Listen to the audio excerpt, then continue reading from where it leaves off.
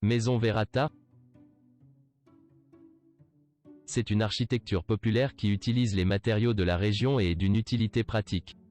La partie extérieure de ce type de maison est composée d'un rez-de-chaussée en pierre de granit à fonction d'isolation contre l'humidité et des premiers et étages en pisé, mélange de paille et de boue, et ossature bois en guise d'isolation thermique.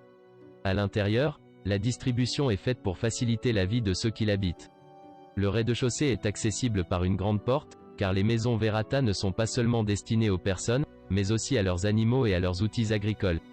À cet étage, la distribution se compose de l'étable, où étaient gardés les animaux pour l'autosuffisance alimentaire, un mulet pour labourer les champs, des poulets, des cochons.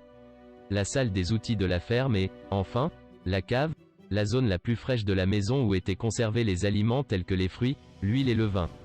Le centre du premier étage était occupé par la cuisine afin que la cheminée fournisse de la chaleur au reste des pièces, généralement 2, au plus 3. Au centre de cette pièce, il y avait un bateau ou une dalle de pierre appelée la limbrera, où le feu était allumé pour la cuisson. Le plafond était une grille en bois à laquelle pendaient les saucisses de l'abattoir, et avec la fumée du jour en jour, elle séchait.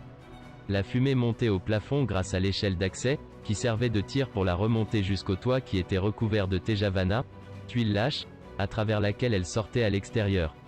Au dernier étage se trouve le sobrao, grenier, où était stockée la nourriture et les matériaux qui devaient être mieux isolés de l'humidité.